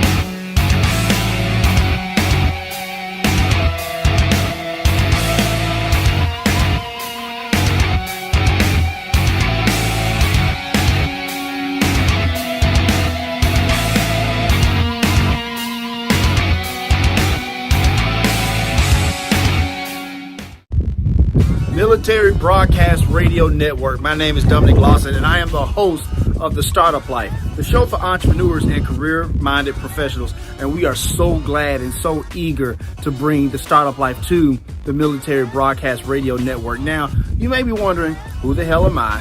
What the hell is The Startup Life? I'm glad you asked. So, first me. I'm an Army vet for 5 years, and while I was in the service, I had all these ideas for starting a company and stuff like that, but I wasn't sure what to do about that. So when I got out of the service, I was like, you know what, maybe I'm not ready just yet. So I went back to work. The thing is about when you have that entrepreneurial mindset, those ideas just never go away. So I talked to my wife, and coming to find out, she had the same idea about starting a company. So we talked about it, and we started a company. We started Owls LLC, an education consulting firm where we write curriculum and do professional development with teachers, school districts, nonprofits, and things of that nature. And then from there, I started noticing all of these different business philosophies, the way a school has its business model, another business have their business model. And I started writing this blog. And the thing is about that blog is that, it was taking a lot of time. So my wife, being the smarter half of us, said, you know what, you should start a podcast. So in November 1st of 2016, that's exactly what we did. We started The Startup Life. And so that was 3.5 years ago. And now we've grown the show to over 160 episodes. Now, what you get from The Startup Life is we bring in the best business minds from around the world. We're talking Mark Randolph, the co-founder and first CEO of Netflix. We're talking about Tom Golisano, the founder and chairman of Paychex. We're even talking about the chairman of JetBlue Airways and Stanford business professor, Joel Peterson. And so we bring all of these great business minds and we bring them to you, MBR. So that way You can scale your entrepreneurial mindset. You can scale your leadership acumen, whether you're still in the service or you're about to become a veteran and start that path of civilian life. So if you're ready to upgrade your entrepreneurial mindset and you're ready to just totally just level up, join me every Wednesday at 9 a.m. Eastern Standard Time on the Military Broadcast Radio Network. Let's go. Man, we're stuck. The coronavirus is really taking a huge toll on everyone, especially people with disabilities.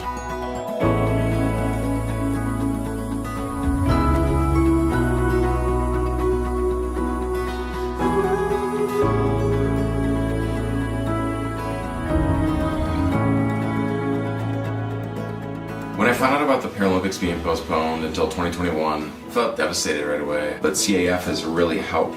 I was so excited to hear from the Challenge Athletes Foundation that I received a grant for some training, which is going to be so helpful once I'm able to get active and back at the barn. This grant was truly a ray of sunshine in an otherwise dark time.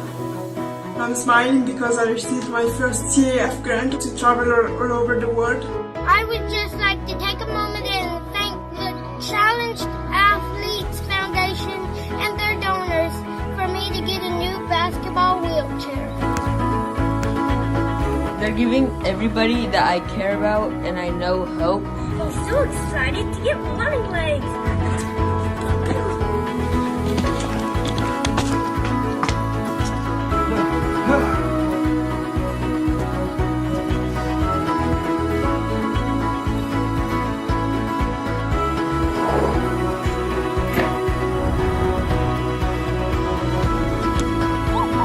Thank you, CAF, for supporting me in my dreams. I cannot wait until we beat this pandemic together.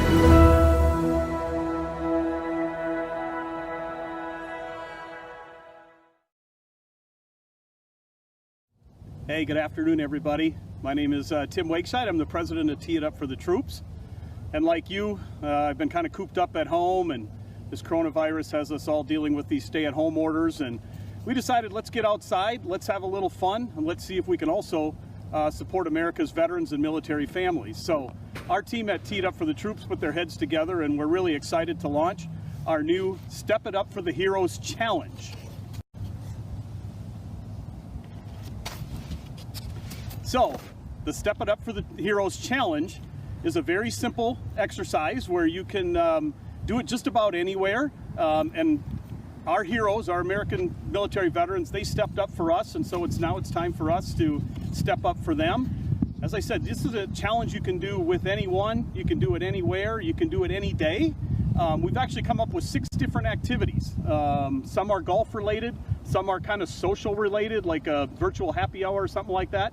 And you can even pick your own choice of an activity if that meets your needs better. So have some fun with it. It's easy to do. All you have to do is go to our Tee It Up for the Troops website, which is teeitupforthetroops.org. You'll register on our website. When you register, we'd ask you to consider making a donation. All of the donations that you make will go direct towards supporting our veterans and our military families. And once you register and sign in, you complete your challenge. And we ask that when you do your challenge, have fun with it, capture some photos, capture some videos, and then take it viral. Go and post this on your social media sites. Tag Tee It Up for the Troops. You know, add us into your post, and then you go out and we ask you to challenge others to also do this. So the Step It Up for Heroes challenge, again, tag us, include us, and then move on to inviting other friends and family to get involved with this as well. At the end of this, we will be selecting some of the best videos and photos, the most inspiring, the most fun, and then we'll be sending the winners a pullover like I have on right here for Tee It Up for the Troops. So as I mentioned, all the information you need can be found on our website at teeitupforthetroops.org, and you can get everything you need there to figure out how to register and get involved. So the reality of the situation we're in today with this pandemic is that all of us are having to, you know, deal with very difficult situations. But the truth is that our combat veterans, many of whom are already dealing with PTSD and anxieties and other things related to contact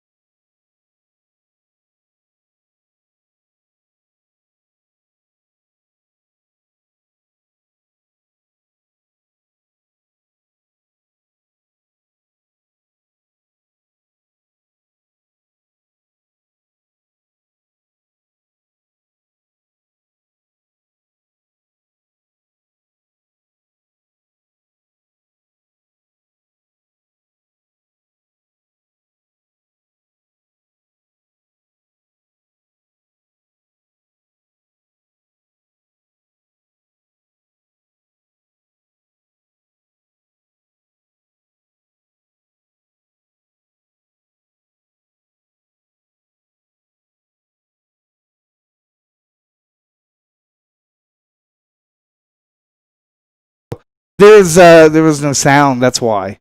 We didn't have our microphones. That's around. Okay. No, that's pretty awesome. There actually. we go. That makes for a better show. Okay, so I'm going to say this again because evidently maybe we said it on the stream, but we didn't say it online. We had an interview with Amanda Opdyke with the Parks and Recreation. Not the TV show. She told us about the benefits for veterans and for civilians here in Colorado. Check with your local office, see if there's something kind of similar to that across the nation, which most of the time there usually is. And then with the What the segment, we talked about the Circus Freak series with Josephine Myrtle Corbin.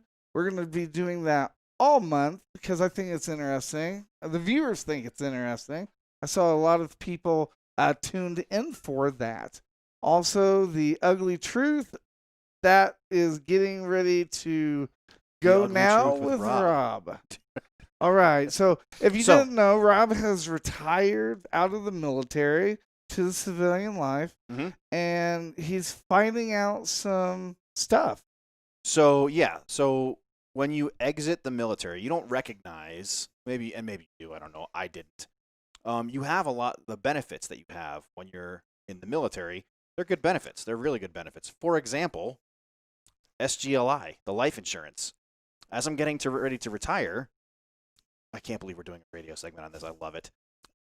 One of the things, the life insurance is the most boring thing on the planet. Yeah. I had to spend a whole day researching life insurance and trying to come up with, and I finally reached out to a financial advisor. Well, we did that a long time ago, but reached out to a financial advisor and was like, hey, this is a concern of ours. I had to spend a whole freaking day on the phone. Do you know what it's like to sacrifice a day to research life insurance, people? That is the lamest thing on the planet. You can't, good Lord, you should not be sober while you do this. Pour yourself a cocktail. And I'm not done, because now I got to go through a physical, and I got to get my blood drawn, and my wife does too, and all this other crap. And what a pain in the tail feathers. Folks, it's lame. It sucks a lot. There is nothing more boring than life insurance. The good thing for you, okay, is that you're able to do that. I can never get life insurance. So when I was in Iraq, they lost my medical records. For me to be able to get my Purple Heart, I literally had to bend backwards to get it because they lost all my medical records. And prior to the Purple Heart, you have to have a casualty theater report or a sick call slip, and I didn't have any of that stuff. Really? But lucky for me, Forgotten Heroes investigated, they did the stuff, they presented me the Purple Heart, but still to this day, I can't get life insurance because there are holes in my medical career. Wow. Especially like in Iraq, there's 3 years missing, and because of that, I can't get life insurance with anybody. So I literally have to save like $200, $300 every month, put it in the savings thing so that when I croak and die, my wife, she has something to fall back on. That's a problem. Yeah. That should not be that way. Well, it is. I tried 3 different. I tried USA. I tried American Family. I tried all of that. This is not a burden that veterans should have to bear. You should be able to get life insurance. Yeah. You should be able to take care of your family if something bad happens. And I'm only 45. Right. In somewhat decent health. Average for a 45-year-old. Well, you're a lot better. You're a lot better health than I am. I mean, I can't do deadlifts of what was that, like 260? 395. Jeez. But they don't ask you that during the physical. They don't ask you what your max deadlift is. It doesn't matter. It doesn't matter. I wish they did. Thank God they don't ask me what my mile time is. Good Lord. You have to fill out the paperwork. Oh my gosh. And that's the thing. When you go in the military, that's just it. You get it. They don't ask you questions about your health and your history and all this other stuff. Right. But when you exit the military and now it's time for you to go get it from a civilian provider or from a different provider, you got to jump through hoops, man. I got to go through all kinds of questionnaires and stuff like that. It's a huge pain in the tail. But you haven't reached that pain in the butt where they say we can't get. Well, you have all your medical records from being over in Iraq, though, right? I do. Well, Well, kind of. So being a medic, medics don't go on sick call. We don't. If we get injured, we just go to the dude to our left or right and say, "Hey, man, can you fix this? It's bleeding." And so it doesn't go into your medical record. Your friends patch you up, or you take care of it yourself. Yeah. So there's a lot of things that are not in the medical record that I'm having to, I don't want to say create, but I'm having to come up with. So it's a huge pain. I'm just looking at the time, dude. We still have to do 2T, don't we? Yeah, we're good on that. One of my interns is trying to make me a customer. That's awesome. Look at that. You're getting Hey, folks, that's a great question. So I'm glad. Hey, Turner, thank you so much. I appreciate you bringing it up. If you can help veterans out with something like this, because this is a huge problem. Yeah, I'm not the only one, I'm sure. No way, dude. I mean, no tons. All of our friends are injured. Yeah. In combat. Well, there's a lot of people from especially if you was deployed from 2003 to 2007. At that time, they were trying to get boots on the ground. They were throwing stuff in the Connex. So Literally. a lot of veterans don't have life insurance because missing medical record. Veterans, if you're listening to this show, and I can't believe that you are, look, if this is something that's an obstacle for you, get it taken care of. It is not about you. This is looking out for your family. This is looking out for the woman that you've been married to for some odd years, 20 some odd years. I'm married to my wife for 23 years. If something happens to me, I need to make sure she's taken care of. That she's given me a lot of her life. The right thing to do is make sure that she's taken care of if something bad happens to me. So, did you say you was married for 23 years? To her, yeah. Wow. I mean, I'm getting ready to come up on my 10th year anniversary with my wife. Your wife has put up with you for 10 years? I know. Mrs. H must drink a lot or something. Dude. How has she put up with you for 10 years? Dude, I have no idea. What is that? I don't know. All I can say is she's a saint. No kidding. Mine too, dude. Absolutely. You're coming up on 10 years. What are you going to do for your 10-year anniversary? You know what? I don't know. I have no idea. You know what? You just sparked an idea. Me that. We should do a spouses show. Oh, yeah. My wife would not do that. It doesn't have to be necessarily our wives. My wife wouldn't do it either. My wife, are you kidding? No way. My wife ain't coming on here. My wife is such a, what do they call it, invert or whatever? She's so quiet. Introvert. Totally opposite of me. Can you imagine trying to put my wife in front of a microphone? What would happen? I haven't met your wife. Oh, well, I've met you. I think I've met Mrs. H. Yeah, once. you've been to my house. You've went into my house. You've met my family. You've got the studio in your house. I haven't met your wife. I met Junior for the first time Saturday. Yep. I haven't even met your daughter. You took him by surprise. He didn't know. I mean, I talk about you all the time, but he was blown away by meeting you the first time. Oh. And actually, it was dinner conversation. I don't know if that was a good thing or a bad thing. It was a very good thing. It was a very good thing. But yeah, my wife would not be coming on the radio. Not at all. Yeah, no, my wife not either. Hey, veterans, if you got a spouse that's interested in doing something like this, I'd love to put together a show when we talk about the spouses, because they think about it, man. You and I, we go off to war, we do our thing. We're focused on what we're doing. They're back here with the family and the kids and the bills and waiting for the phone to ring or the knock on the door. So yeah, I think it's significantly harder for a military spouse than it is for you and I. And you and I, we went through some tough times, and I can't imagine. I was part of the big 571, the air ambulance company, and we lost 2 aircraft. And every time an aircraft went down, you go to radio silence. And I can't imagine what it was like to be a military spouse. Oh, I know. For something like that, just waiting to get a phone call. Right. That had to be horrible. Had to be absolutely horrible. She wasn't your spouse when you were in the military, right? She was not. Yeah, she's a lucky woman. Yeah. So. Very lucky. I'm kind of glad that I met her after the military, though. Yeah. Because she's the best thing that's happened to me, and I wouldn't. Other than Barrett. No, my wife is the best thing that's happened to me, and I would hate to ruin that by going through the whole military channel and stuff like that, because then she would be the one that got away if that would have happened. So it's always challenges. Every time we face something new, it's the most challenging thing for us. Deployment, right? PCS, most challenging thing we've ever done. Transition, like going from the military to a civilian life, this has been the most challenging thing we've done. Exactly. No, I totally agree. Well, Rob, it is that time. Mm-hmm. It is now time for a tribute to the troops. Sponsored by High Style. They're cool tats, man. Custom quality furnishings and gifts with attitude. This is an MBR moment of heroism. Sir, I don't know how to tell this story. Well, you got to, Joe. You tell the American people what these men did here. You tell them how my troopers died.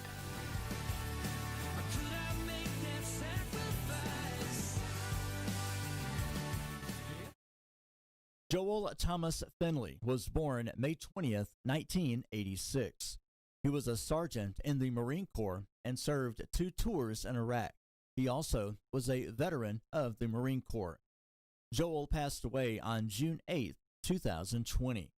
He will be missed by his parents, 5 siblings, numerous nieces and nephews, as well as many friends.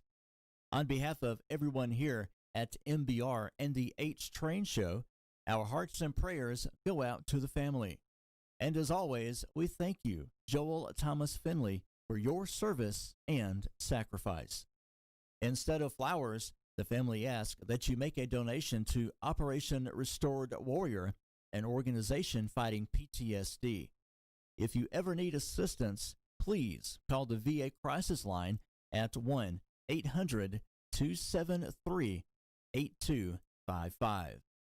Joel Thomas Finley, end of watch, June 8th, 2020.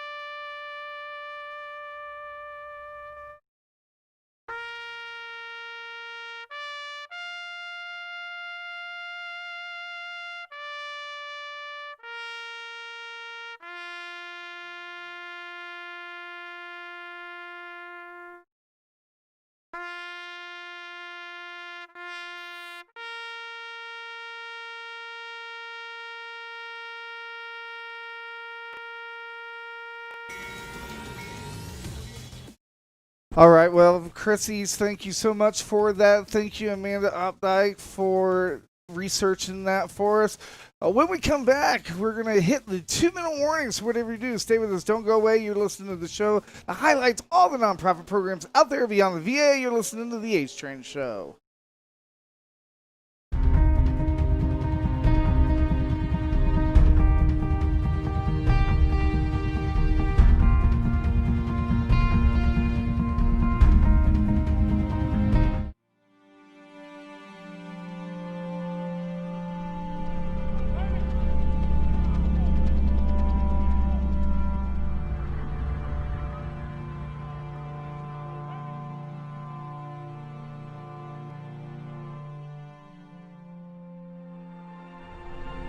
Project Sanctuary helps reconnect military families so our nation's heroes can finally come home. Find out how you can help at projectsanctuary.us.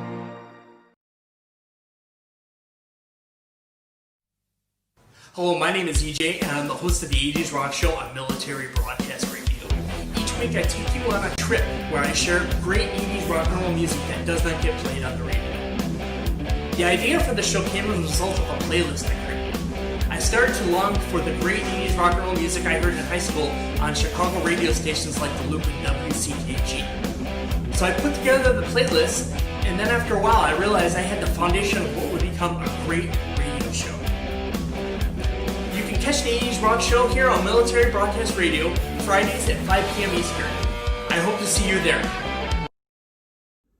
Hey, this is Reverend Gary Belk here with Rightly Dividing the Word of Truth. Are you into religion? Not me. Hopefully you're not either. I'm into truth. So what is truth? Well, it's not relative, it's absolute. Truth is information that it's the same for everybody, no matter where you live, no matter when you live. We're into truth. And if you want to join us, it's at like 7 a.m. Eastern Standard Time. I think that would probably be like 5 a.m. here in the Mountain West. And so we would enjoy for you to join us and learn truth. So here's what, let me just share with you just a second. 7 worldviews. What worldview do you have? I'm a theist. God created. And all of the worldviews other than theism are self-defeating. So let's learn together as to why they're self-defeating and why theism is truth. Not into church doctrine, except if church doctrine is biblical. Join us this coming Sunday. MBR. All right, get that down. Write that down. Carve it into your skin if you need to. No, I'm just kidding. MBR Radio. God bless you. I look forward to talking with you in the future.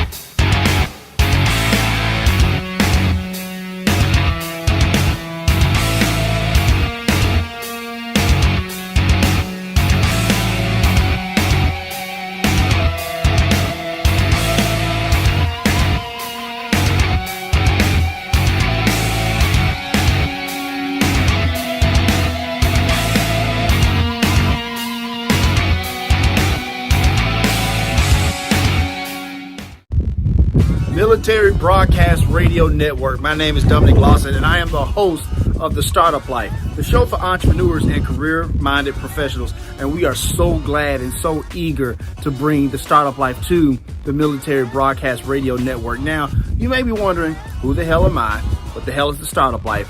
I'm glad you asked. So, first me. I'm an Army vet for 5 years, and while I was in the service, I had all these ideas for starting a company and stuff like that, but I wasn't sure what to do about that. So when I got out of the service, I was like, you know what, maybe I'm not ready just yet. But so I went back to work. The thing is about when you have that entrepreneurial mindset. Bob Missouri. I'm on the board of directors with Disabled Sports USA, and we're on the HTrain show.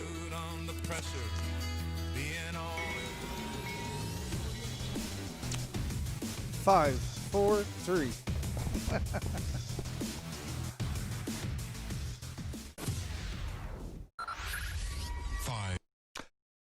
Bam! Ladies and gentlemen, we are back. You're listening to the show that highlights all the nonprofit programs out there beyond the VA. And literally, I have lost focus and I forget which camera am I supposed to look at. Am I supposed to look at camera 1 or camera 2? Camera 1 or camera 2? Wasn't that camera 1, camera 2? What was that movie where they did that? Wayne's World. Wayne's World. There you go. Wayne's World. Good. Those guys were pioneers in what we're doing right now. Right, I know. Theoretically. I know. We're just waiting for a big record company to come and what was that? And endorse us. The young lady's name that picked them up. You know what I'm talking. Can I be Dana Carvey? He had an awesome character. You can be Wayne. Really, dude? I don't. I think they're both cool. Well, Moon hooking us up with the music, man. I mean, we're doing good. Kind of makes me feel a little funny and nice, like when I come to rope in gym class. Oh God, that was a great movie when we were kids. Good Heck Lord. Yeah, it was. Wayne's World. There was a second one, wasn't there? That like really sucked. Yeah. Well, no, I don't know. I thought there was. I think you're right. I think there's like 3 or 4 Wayne's Worlds. Come on, no, there can't be. I think so. Did we start as a skit on Saturday Night Live? Because that's weird. That's kind of cool. Hey, you know people, man. We could be I on don't Saturday know people. Night Live. We could that. We can do. We could do Saturday Night Live. I mean, we can't make it worse. If you've watched it lately, we can't make it worse. They're look at us and be like, "Well, anything's a step up." At this point, if you're Lorne Michaels, I apologize for everything I just said. With that being said, everybody, it is that time. It is the 2-minute warning. 5, 4, 3, 2, 1. have ignition. Strap in. It's the 2-minute warning. 2-minute warning. What we learned today. Are you not entertained? Are you not entertained? Sponsored by Common Ground Golf Course in Colorado. A place for all and all the game teaches. You're stupid, dude. What we could do voiceovers and stuff like that. I know, right? Voice acting. Hey, I showed you that video Saturday of that Friends. That yes, recap of that was an awesome video. It's like normal people like voicing over Friends, the TV show. You're like, who has this kind of time? I mean, I'm a busy guy. Who has the time to do things like this? Well, go on TikTok. You'll be like, I don't know how people are figuring out that TikTok thing. I had it for like one day, and I couldn't figure out how to do one stupid video, and I just gave up. Wow. Look, I'm surprised I even know how to do the chat snap or Snapchat or are you on whatever. Snapchat? Yeah, I am. Guess I know you are. I show. know you are. I know you are. I do Because you spend a sent lot- me stuff, and I'm like, Oh, how okay. the hell does he know how to do this? Cool. I didn't realize we were connected on Snapchat. Oh yeah. I used to do the Snapchat and like do like or Santa Claus videos and stuff. Look at my Facebook, you'll know what I mean. What did you learn today? Man, Amanda hooked it up. Yes, I she learned did. a lot from her segment, man. There's a lot of cool benefits available through Bureau of Land Management. That's what the BLM stands for, not the other one. Yeah, she absolutely hooked it up today. There's all kinds of great benefits available to disabled veterans. There's all kinds of stuff. For sure. And I forget who your friend is, what his name is, but he taught me a great pickup line if I ever pick up a woman with 4 legs. Dale Lavache. Thanks, Dale. Oh, my gosh. With that being said, ladies and gentlemen, we're going to get out of here. That's the show for today, everyone. Thanks for listening. We'll be back next week with an all-new show. And remember, you can listen to us again and again. The podcast of this radio show is available right after we go off the air tonight. And remember, we're here for you, not for us, giving our veterans a voice.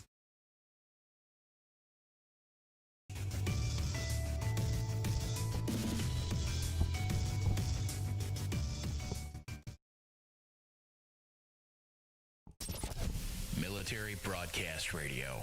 Giving veterans a voice.